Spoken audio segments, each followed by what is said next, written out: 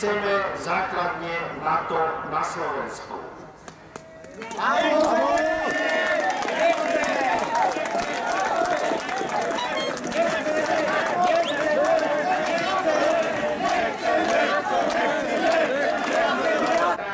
Mediálnemu obrazu o kríze na Ukrajine a o úlohe... Dokedy budeme veriť stále tej istej propagande ľudí, ktorí klamali o Iraku, klamali o Líbii, klamali, ako to vidíme z poslednej správy Mossadu, aj o Iráne a o jeho údajnom jadrovom programe.